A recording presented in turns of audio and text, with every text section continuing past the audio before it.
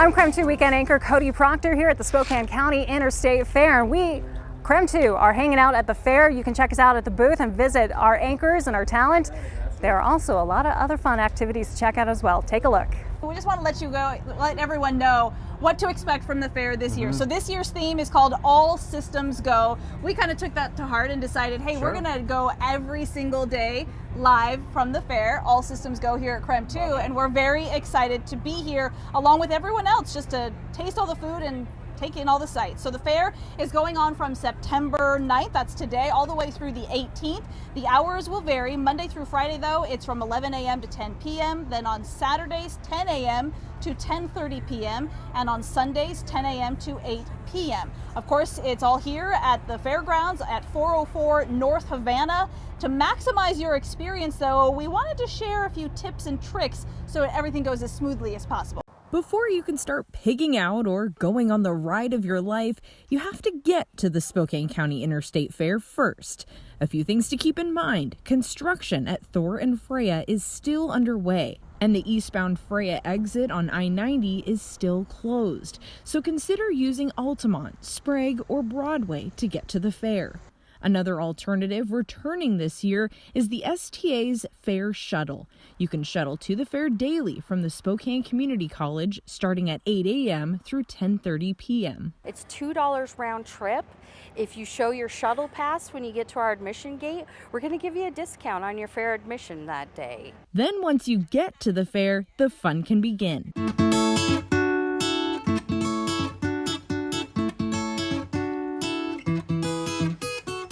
You can easily find yourself in a black hole of delicious food. Strawberry shortcake and hot fudge brownie sundaes. And fair organizers are excited to have traditional attractions return this year, along with a few new ones. So we've got mutton bustin' back. That is always a favorite. Racing pigs. We have a new Flying Fools high dive show, which always gets the crowd excited. We had it a number of years ago, and it's a new show this year. And we've got Jerry the Sloth back this year. He was with us last year. We also have some baby kangaroos on display. Jeremy, it looks like you are inside the corn dog booth or stand, and I'm with you. I think corn dogs are like one of the staples. They're a classic. They're kind of like the elephant ear. It's like the rule. You have to eat it when you go to the fair. Yeah, so hear me out on this one. We went to not just any corn dog stand, we had to go find the right one because I come from a long line of corn doggers. And you got, no, that's true. And you have to have the right ingredients. You have to start with a real hot dog. This can't be some pieces and parts kind of hot dog. This is real meat.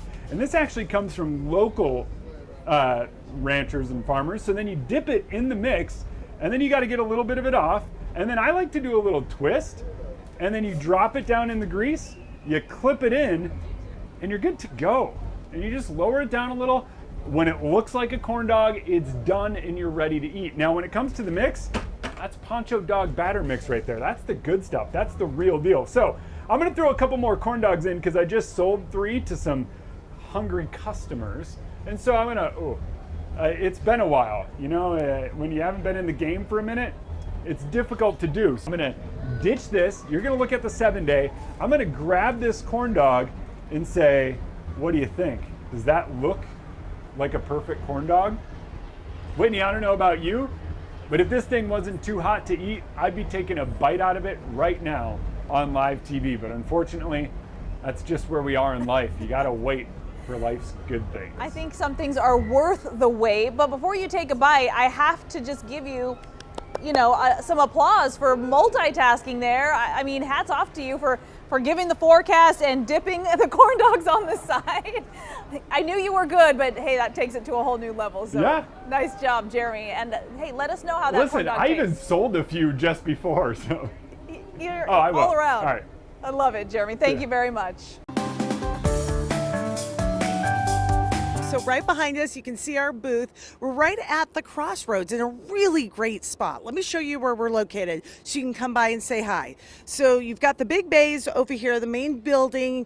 The bays have food and vendors, and then over here are the rides. You can see them off in the distance. We're right at the crossroads with VFW Post 51, very popular food out here at the Spokane Fair. And then right across is KREM 2. We've got the tent up and the Storm Tracker 2 Jeep. Of course, we'll have our whole weather team out here, different times here at the fair. And we're here with Riley Schultz, and she is the owner, creator, right, of ESCNW, has amazing jewelry, custom-made shirts. Riley, what's it like to be back and ready for what should be a really big fair? We're really excited to be back. We're excited to be back for our community. We're excited to be here because it's going to be a great turnout and people are excited to get out.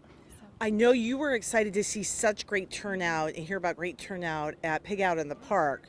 Expecting a little bit of that same energy here? Definitely, I would say so, because I think the community just wants to come together again and just be one and be able to be out and be normal. So yeah, definitely. Well, have a great fair. We're right next door to them. So you have to come by and say hi to Riley and her folks here. So again, stop by the KREM 2 booth.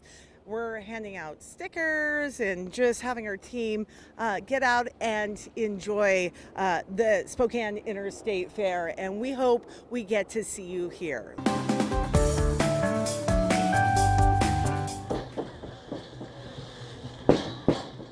And we are giving you a new view of the Flying Fools high diving show. Have you ever seen anything like that?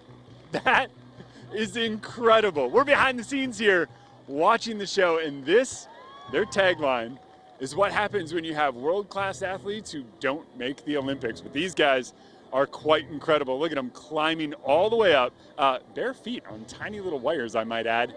And here he goes, climbing all the way up to the top. Still going up. To put this in perspective, we're sitting about 15 or so feet high in the air, and he's another 10 feet above us. So that's got to be at least 25 feet in the air. Do a little clapping here. Here we go. A moment of silence. Here we go. Get ready. 2 jumping on either side. Oh, wow. Crossed in the middle and a dive over the top. Absolutely incredible. It really doesn't get much better than this. I mean, look at them. Look at how easily they get out of the water. That's kind of incredible. These guys must work out. Here we go. 1 bounce.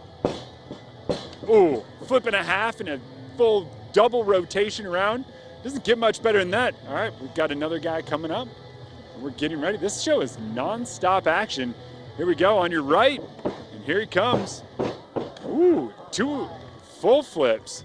And it looks like about 2.5 rotations. Absolutely incredible. There he is, waving at the crowd. Incredible skill right there. And here we go, another one.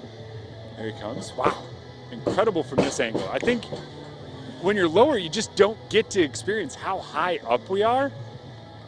It's kind of scary. I'm not gonna lie. Here we go. Big backflip. Oh, wow. Not even a splash. I mean, if you're putting this in perspective, it's kind of incredible. Little splashes, climbing up.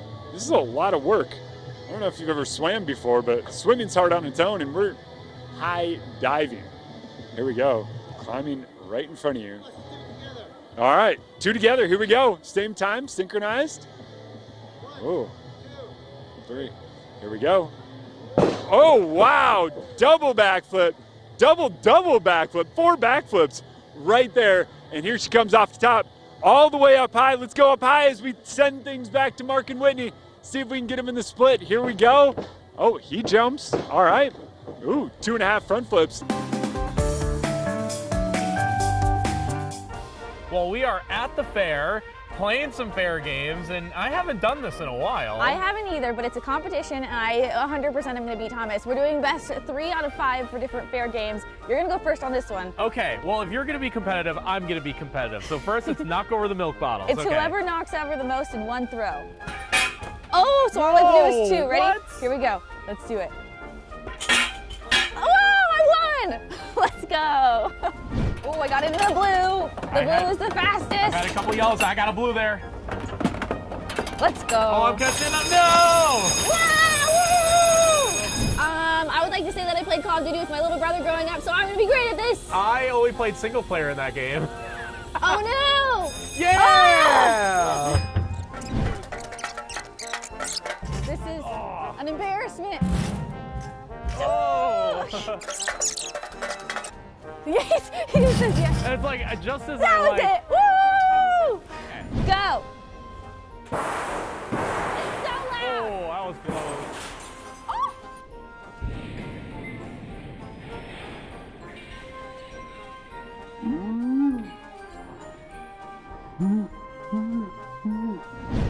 Here we go. We're off. We finished our games. And I'm gonna let Nicole do most of the talking. Just a little nervous. I'm a little nervous. He says he's a tilt-a-whirl kind of person. Okay, I gotta focus on my breathing now.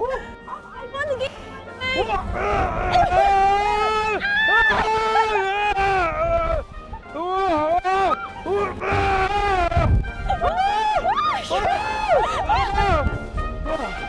Okay.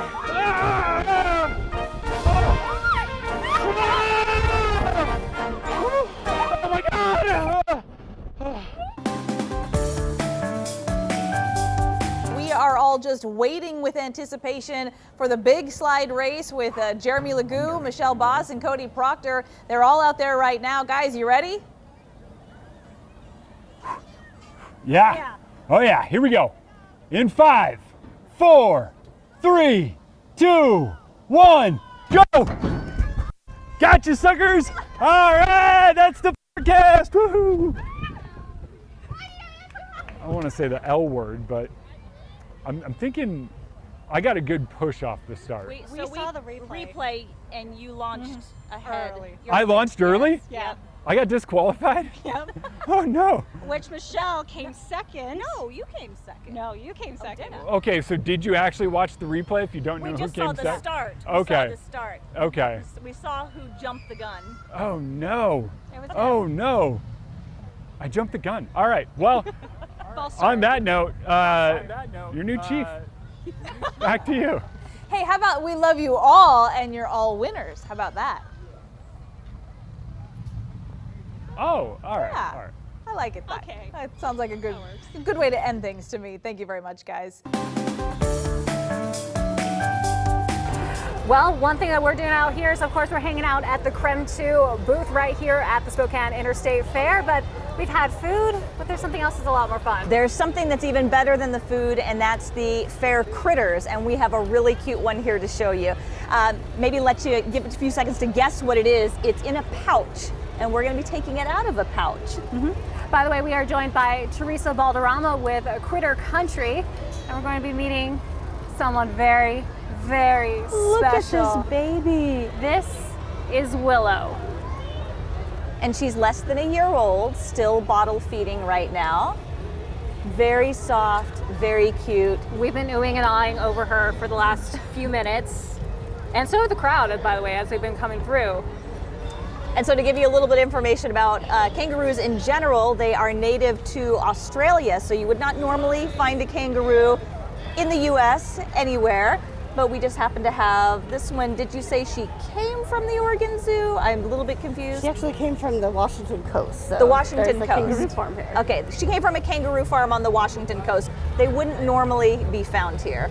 And though she's bottle fed, this is a red kangaroo, and her father is 6'1".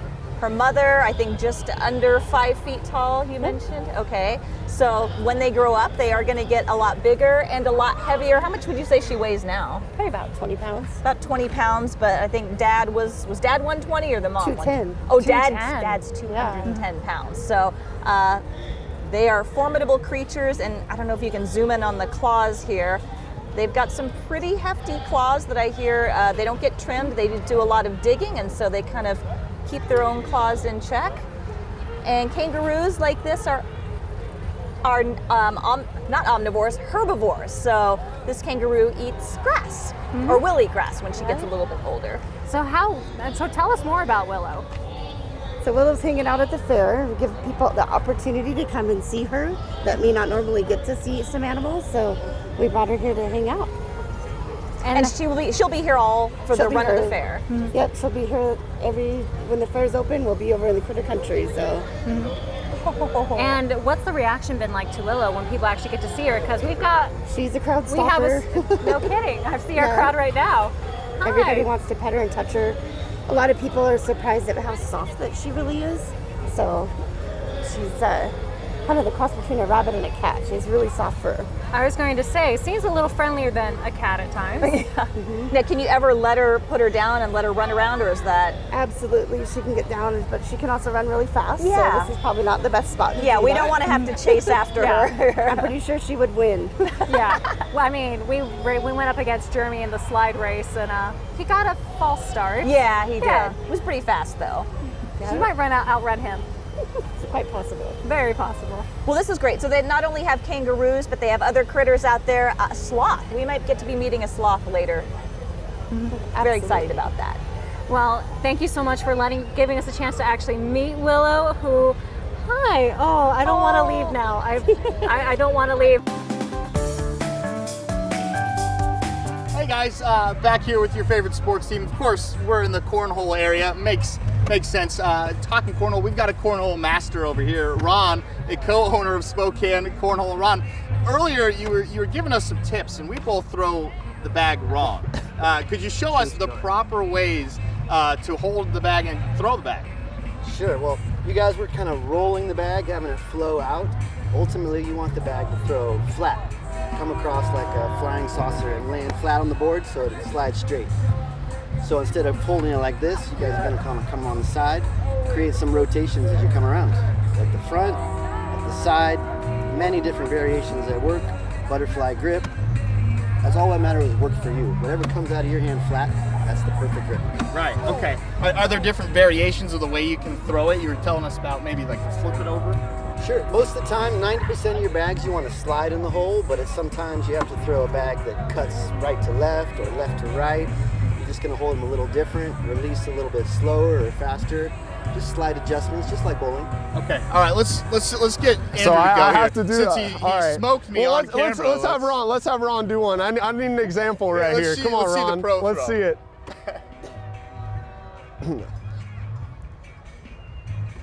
Here it is. Look at that. I mean, it's automatic. I mean, automatic. That's how it's done. I mean, this is so just right here, and then you just don't stop here. Come all the way back. All the way back and let it go, huh? All right. Essentially taking the front of the bag, turn it back, and then turn it out. All right. This is going to be horrible, ladies and gentlemen, but you know, we'll give it a shot. Oh, bounced off. All right. Really good. Not bad. All right, go ahead, Travis. Let's see it. The proper way. Let's see it. Oh, Too much same spin. spot. Too Same much spot. spin. Well, Ron, tell us a little bit about how Spokane Cornhole got started and kind of how long you guys have been around and doing events like this. It's been a club in the Spokane area for about 6 years. Traded hands a couple of times. Most recently, Kevin and Beth Cunningham retired, and my wife and I just didn't want to see it disappear. We loved the club and the people there, so a couple of friends and us decided to take it over, and now we're trying to turn it into a business and really grow it and get more people involved. I'm with the ponies, which I can't even decide which I like better because the goats are cool, but I mean, we're with ponies. So if you were watching last night, Travis and Andrew were in the Cornhole place right behind us. You might have seen the pony rides right here. I'm with Erica. She is our expert on the pony. So first, can you introduce who we have on either side of us? Sure. Over here we have Smokey. He's 25 years old. And over there we have Sugar. She is 16. So these guys, you said, live till about 30, so they've got very long lifespans. Can you just explain like how excited kids get when they see the ponies and they're able to ride them? I would say the most exciting part for them is just when they first see the ponies, they just start screaming, "Ponies! I want to ride the ponies!" And you just hear them running up and down the road. It's very fun. And so I didn't know this, so I actually asked a little bit earlier, but if you could explain for our viewers as well, what makes a pony versus a horse versus a miniature horse? Okay, so a mini horse is anything that is under 32 inches. Once you pass 32 inches, it becomes a pony until it reaches 14.2 hands, and then it's a horse. Okay, so ponies are that in between, not too small, but big enough to ride, but small enough for kids, right? So do you have like a favorite here, or is there one that's the most tempered or nice? I would have to say definitely Bella. This big one back here. big one back there. Yeah. How old did you say she is? She is about 17. Oh, well, so we're going to step aside. We're going to let them do their little walk real quick, if you don't mind. And this is what you could get to experience if you come out to the fair. There they go. Okay, so Erica was just saying that they were not here last weekend. So if you came out to the fair last weekend and you missed them, maybe come out again, come see the ponies, and get a ride. It's $7 for a ride here. And then, of course, there's so much around it as well to do and explore and experience. So we're going to let them walk. We're actually going to let them probably go to bed because they're not normally up this early. And then they'll be ready and rested for the fair. All right, well, we are now in the funnel cake stand, and believe it or not, if you're gonna call yourself the corn dog king, you gotta prove you have a little bit of skill elsewhere. So when it comes to making the correct funnel cake, everybody's been waiting with bated breath because I said, I don't wanna practice, we're gonna do it on live TV. This is live TV. I got the picture of funnel cake mix. You need a nice battery consistence. Think pancake batter. You're gonna take your funnel cake, you're gonna make sure it's good, and then you start pouring and you go around a couple of times, see how it moves everywhere, and then you'll go back and forth all the way across and then back and forth all the way across again. You'll let that go. I like to do a little twist like this, and then that'll keep its form and send it out into the fryer. And at 380 degrees, these things are cooking pretty quick. So we'll take the tongs, we'll say, all right, how's that looking? Flip it on over. Looking pretty good on that side. We'll give it a little spin here for a second. Wait it out, it's starting, it's cooking, it's cooking. This is the part that kills me when I'm cooking these things because I'll go, all right, can I be done, can I be done, can I be done? It's that impatience that lives deep inside me. So what we're gonna do here, we're gonna grab a plate. Some of these are separated, plates stick together like that quite often. We're gonna go, all right, looks done. We're gonna drip off some of the grease here over the fryer, and then we're gonna come over here. We're gonna plate this thing. We're gonna set the tongs back in. We're gonna come over here with a little bit of powdered sugar, right over the top of it. Oh, we'll give them a little more. Somebody's gonna really love this. All right, what kind am I making? Strawberry. Strawberry, all right. So, take a scoop of strawberry, slap it over there on the side. All right, is that enough strawberry? A little bit more. Little bit more, all right. We're giving them more. Is that good? Whipped cream, all right. Then we take the whipped cream, hit it heavy, right on top. And who's this going to? Strawberry. This man's got a strawberry, so here we go. There you are, sir. Thank you. Enjoy, thank you. And that, ladies and gentlemen, is how you make a funnel cake. Come on down and get one. Where can they find you guys? You're gonna have to talk loud right here. On Food Row. On Food Row, down on the left, you can't miss it. Giant signs, come on out. Well, thank you for watching. We hope to see you out at the Spokane County Interstate Fair and check out the KREM 2 booth as well. As for me, I'm going to wrap things up here. I'm Cody Proctor. We'll see you out there.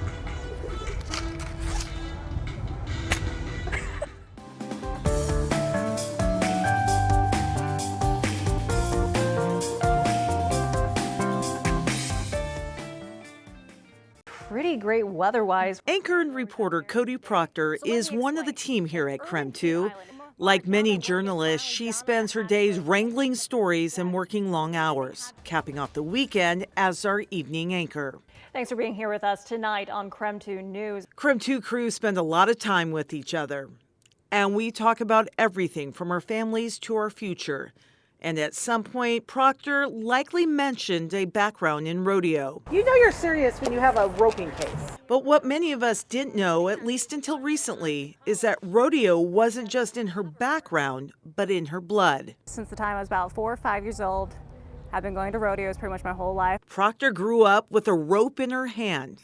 It's a family business. My dad was a calf roper. My sister competed in junior and high school and college rodeos. My brother, same as well, and now he is actually a professional bull rider. Proctor talked with us about her brother while at the Spokane Interstate Fair. And that's where we all learned that Proctor didn't just talk a good game, but could rope her way with the best of them. My real specialty is breakaway roping.